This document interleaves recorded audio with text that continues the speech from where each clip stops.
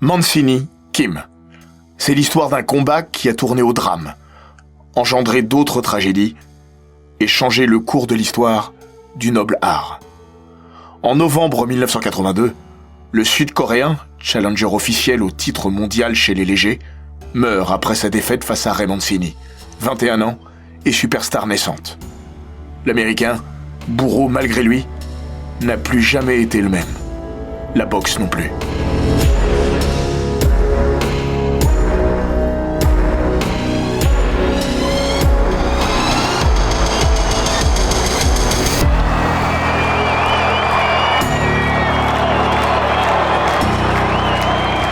Bienvenue dans les grands récits d'Eurosport. Ça fait quoi de tuer un homme de ses mains, de l'envoyer au tapis et de savoir qu'il ne se relèvera pas? On ne devrait jamais poser ce type de questions. Pas plus qu'on ne devrait avoir à y répondre. La première fois où il a été confronté à des indélicats en mal de sensations fortes, au fond d'un restaurant où il s'était réfugié pour échapper à la lumière crue des événements et à ses remords, Ray Mancini n'a pas trouvé les mots. Ses poings avaient déjà parlé pour lui, surinterprétant son désir de victoire et sa rage de vaincre. Mancini est resté sans voix, parce que sa victime n'avait pas encore succombé à ses blessures. Ce n'était qu'une question d'heure, il le savait.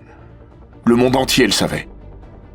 Mais Duk Koo Kim n'était pas encore mort, maintenu dans ce bas monde par un respirateur artificiel qui allait bientôt être débranché afin de laisser le malheureux jeune homme de 23 ans passer de vie à trépas, 4 jours après le championnat du monde WBA, ayant opposé les deux boxeurs. De 2 ans son cadet, Ray Mancini, présent et futur de la boxe US, se voyait lui condamné à une vie de contrition et de culpabilité qui suivrait chacun de ses pas jusqu'à son dernier souffle. Être condamné à un tel fardeau quand on est à peine entré dans sa vie d'adulte est un châtiment que personne ne mérite, surtout lorsque l'on ne s'est rendu coupable d'aucun crime. Parce que si Ray Mancini a tué Duk Koo Kim sur le ring, et qu'il n'y a pas matière à débattre sur un fait établi, dont l'Amérique a été témoin sur CBS à 1 heure de grande écoute, sa responsabilité n'engendre aucune culpabilité. Pénale, il s'entend. Parce que moralement, Mancini et son âme tourmentée n'ont jamais trouvé de répit. D'autant que les événements du 13 novembre 1982 ont eu des conséquences bien au-delà de la disparition d'un homme. Un énième remake de l'effet papillon. Version pugilistique cette fois. Parler de Ray Mancini, c'est plonger tête la première dans l'Amérique de l'entre-deux géographique. Youngstown, Ohio. La ville qui l'a vu grandir se situe à égale distance de New York et de Chicago, sur l'Interstate 80, et au milieu de nulle part puisque le coin, lové au cœur de la Rust Belt, ceinture de la rouille, n'a pas grand-chose à offrir depuis les années 70, qui ont vu US Steel débarrasser le plancher et laisser le cocktail chômage, violence et crime organisé prendre les rênes d'une cité surnommée Crimetown, USA, pour les raisons que vous imaginez. Pour prendre la mesure de la splendeur et la misère de Youngstown, il faut écouter Bruce Springsteen, qui a consacré l'une de ses chansons à cette ville, qui n'a rien à exposer en vitrine, et reste désespérément cloîtrée dans l'arrière-boutique de l'oncle Sam. Parler de Ray Mancini, c'est aussi se pencher sur ses origines, et s'attarder sur son père, Lenny. Parce que Boom Boom n'aurait pas existé sans Boom Boom, qui fut le surnom de son paternel de boxeur, avant d'être celui du jeune Raymond, né le 4 mars 1961. Et Lenny Mancini, ce n'est pas n'importe qui. Le premier champion du monde de la famille aurait pu, et même dû, être lui. Passé pro en 1937, il devient le challenger officiel au titre mondial des légers en mai 1941. Mauvais timing. Les bombardiers japonais déversent leur fureur sur Pearl Harbor le 7 décembre suivant. Sa carrière est mise entre parenthèses. Ses combats, il les mènera dans l'infanterie jusqu'à être blessé en 1944, du côté de Metz. Sévèrement touché, mais pas KO, selon ses dires. Daddy Mancini rentre au bercail après la capitulation nippone. Mais Lenny a laissé passer ses rêves de grandeur. Le jeune Ray n'aura qu'une ambition, résumée par ces mots de gosse, devenir champion du monde pour papa. Chez les Mancini, Ray n'est pas le seul à se destiner à une carrière gantée. Lenny Jr., de 6 ans son aîné, est aussi sur le coup. Mais il perdra la vie à 25 ans dans des conditions brumeuses. Sa petite amie de l'époque, une fille pas très fréquentable, lui aurait accidentellement tiré dessus. Le jour de la Saint-Valentin. Putain de destin. Dans le documentaire The Good Son, qui lui a été consacré en 2013, Ray Mancini assure « Mon frère était un bien meilleur boxeur que moi. La seule chose qui lui manquait, et que moi j'avais, c'était la discipline. » Ray n'est pas le plus talentueux, mais son envie et son opiniâtreté gomment généreusement ses défauts. Mancini est un bourreau de travail qui a compris que le noble art était le seul exutoire à une vie morne et longue, ou délictueuse et éphémère. Ray Mancini, c'est aussi l'histoire d'un bon gars, au bon endroit, au bon moment. Parce que l'envol du descendant d'immigrés italiens intervient dans un contexte des plus favorables à son explosion, médiatique notamment. Quand il passe professionnel en 1979, la boxe ne se résume plus au poids lourd. Le règne d'Ali a pris du plomb dans l'aile, et surtout, les États-Unis ont eu la bonne idée de réussir leur JO de 1976, dans des proportions plus que remarquables. 5 champions olympiques, dont les frères Spinks, Léon et Michael, et surtout Sugar Ray Leonard. La boxe retire ses œillères. D'autant qu'un allié fictif, mais de poids, est récemment venu renforcer la naissance pugilistique de Mancini. Depuis 1976, un certain Rocky est entré dans les foyers américains. Récompensé par l'Oscar du meilleur film en 1977, l'histoire de ce fils d'immigré italien, vivant avec peu dans une ville gangrénée par la violence et le chômage, n'est pas sans rappeler l'existence d'un autre. Rocky et Ray se ressemblent. Comme Balboa, Mancini rate sa première chance mondiale. Mais comme Balboa, la seconde sera la bonne. Le 8 mai 1982, au terme du 24e combat professionnel de sa carrière, il dégomme Arturo Frias avant la fin de la première reprise. C'est le plus grand moment de ma vie. Rien n'est comparable à ça. Mancini est champion du monde. Il l'avait dit. Il l'a fait et devient une immense star. On le voit aux côtés de Ronald Reagan, Mickey Rourke, Billy Crystal et bien évidemment du vrai Rocky Balboa, Sylvester Stallone. À 21 ans, il est au sommet. Dans 6 mois, sa carrière et sa vie basculeront. Une défense de titre plus tard, le voici opposé à un inconnu, Duk Koo Kim. Le Sud-Coréen de 23 ans a été propulsé challenger numéro 1 par la WBA. Décision quelque peu discutable et discutée. Qui est Kim ? Bonne question. De ce côté-ci de l'Atlantique, personne ne sait trop ce que vaut et d'où vient ce boxeur. Ray Mancini est juste persuadé d'une chose. Je sais que je vais en manger quelques-unes. Kim est champion d'Asie. Il n'est pas un grand combattant, mais c'est un battant. Si Mancini s'est construit au nom du père, Kim a fait 100, puisque le sien a perdu la vie alors qu'il avait 2 ans. Lui aussi est issu d'une famille pauvre et d'une région qui n'a pas grand-chose à offrir. Sinon une vie de misère et d'espérance déçue, pour seule perspective. Duk Koo, né en 1959, a vécu sa tendre enfance du côté de Banam, cité portuaire perdue au nord d'un pays, coincé entre la mer et un voisin devenu encombrant. Sa première rencontre avec le noble art est contrainte, parce que l'un de ses demi-frères l'envoie régulièrement au milieu d'un ring virtuel échanger des coups avec des enfants du coin. Et force est de constater que le petit Kim se défend plutôt bien. Si l'histoire ne s'était pas terminée dramatiquement, Duk Koo aurait pu chaudement remercier son bourreau de demi-frère pour l'avoir mis sur la voie. Un jour, Duk Koo décide de quitter Banam, sa mère et sa famille recomposée. Il file à Séoul, où il vivra sous un pont, survivant grâce à des petits boulots successifs, de cireur de chaussures à guide touristique. Ça n'enrichit pas son homme, mais ça le nourrit. Heureusement, il y a la salle et la boxe. Le talent du jeune homme ne saute pas aux yeux, c'est le moins que l'on puisse dire. Mais il encaisse bien. Un jour, il écrira dans son journal « La pauvreté est mon professeur ». Tout est résumé. Kim rêve de sortir de la rue. Ses poings seront sa lumière. Ce que confirmera à son tour et bien plus tard Mark Kriegel, biographe de Mancini. Il n'était pas un très bon combattant, mais il n'avait pas d'autre alternative. Il a combattu parce qu'il avait faim. À force de persévérance, il finit par être sacré champion de Corée du Sud et d'Asie en 1980 et pointe son nez dans les classements mondiaux. Le jour où il s'envole pour le Nevada et Las Vegas, Kim présente un bilan de 17 victoires, dont 8 par KO. Une défaite et un nul. La WBA l'a désigné challenger officiel au titre des légers détenus par Ray Mancini. Le combat se déroulera au Caesars Palace, devant 6500 spectateurs, dont un en particulier, Frank Sinatra, qui lui aussi n'a Dieu que pour Ray Mancini.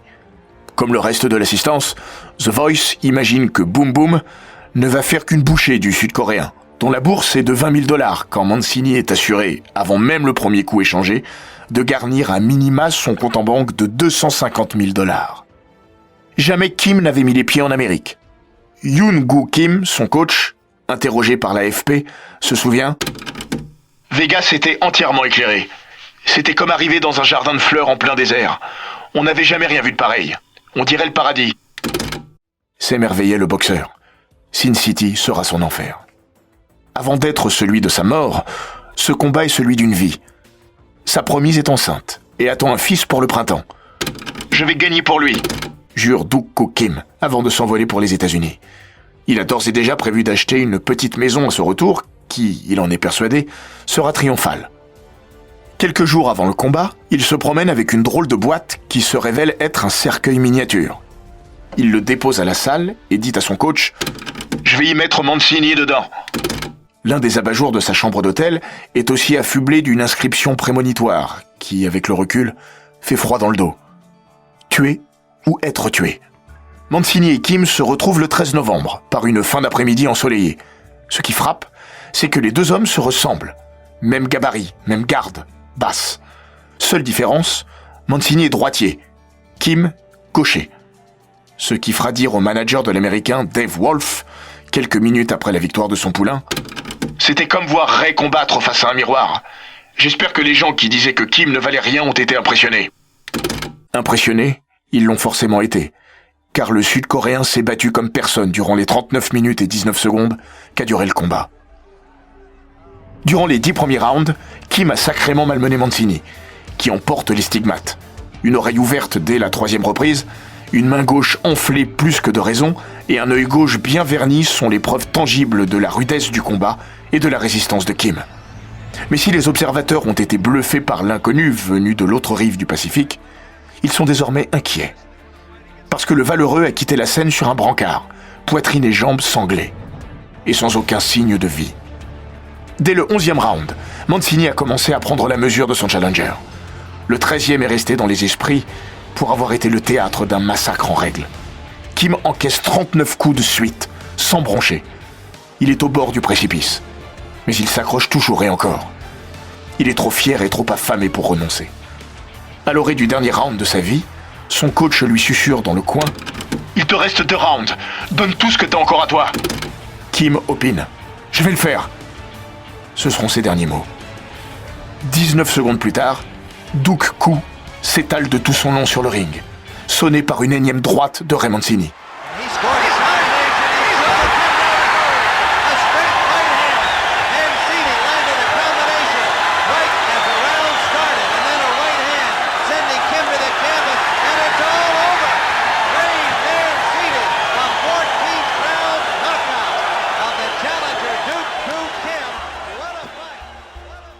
Il se relève en titubant, cédant tant bien que mal des cordes, allié de circonstances.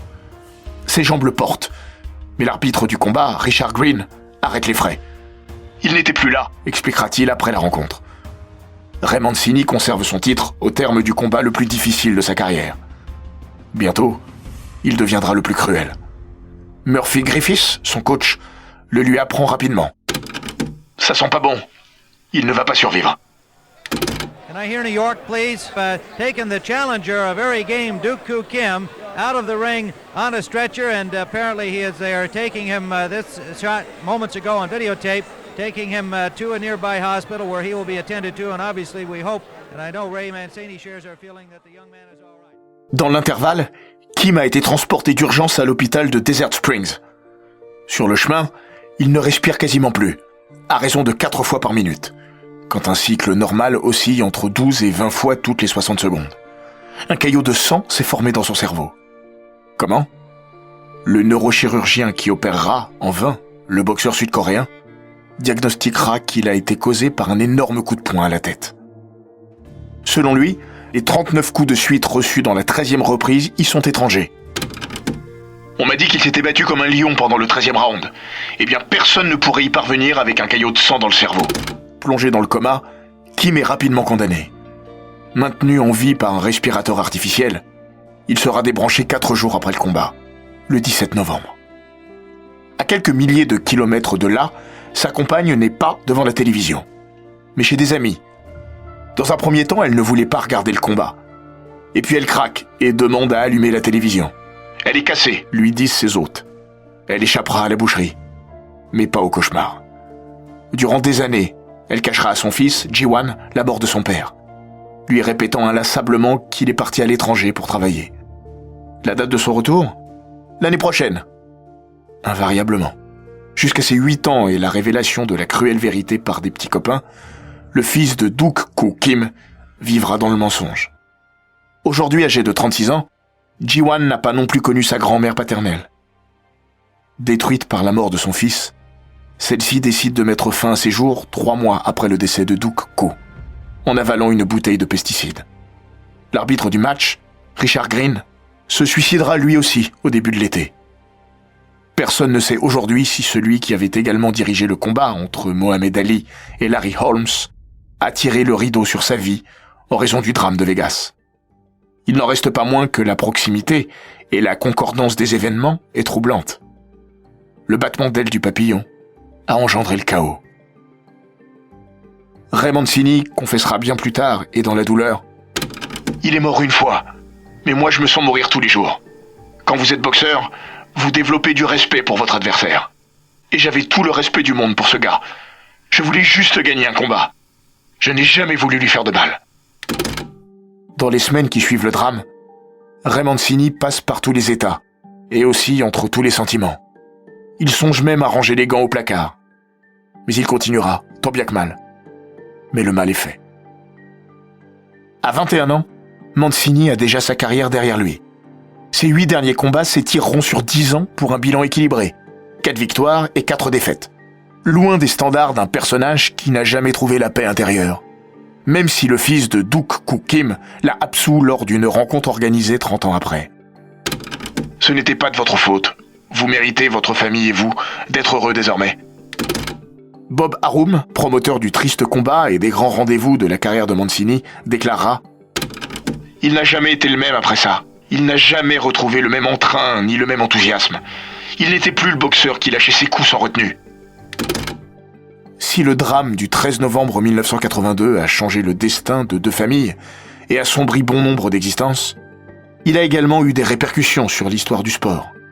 Parce que la boxe a changé après le carnage de Vegas. Sous le coup de l'émotion et ravagé par ce qu'il a vu au Caesars Palace, Bob Arum prône une suspension pure et dure du noble art, ou, à défaut, suggère que les combattants soient protégés par des casques et porteurs de gants rembourrés.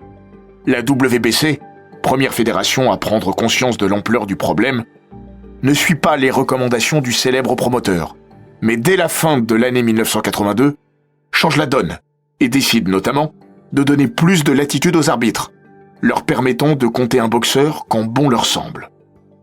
Surtout la WBC, qui y songeait déjà, met fin au combat en 15 rounds. Ils étaient la norme jusque-là. La distance, ce sera dorénavant 12 rounds. Pourquoi 12 ? Parce qu'une étude scientifique tente alors à prouver que les dégâts subis par les cerveaux des combattants interviennent principalement entre la 13e et la 15e reprise. Cela n'ira pas sans réticence. Mais la WBA, organisatrice du combat qui a tout changé, et l'IBF, lui emboîteront le pas avant la fin de la décennie. Trop tard pour Kim. Trop tard pour Mancini.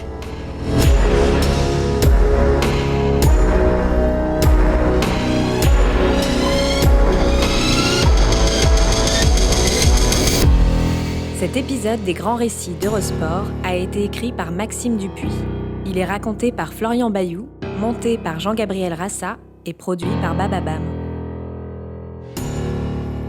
N'hésitez pas à vous abonner, commenter, partager et noter ce podcast sur Apple Podcast, Google Podcast, Castbox, Spotify, Deezer et toutes les plateformes audio.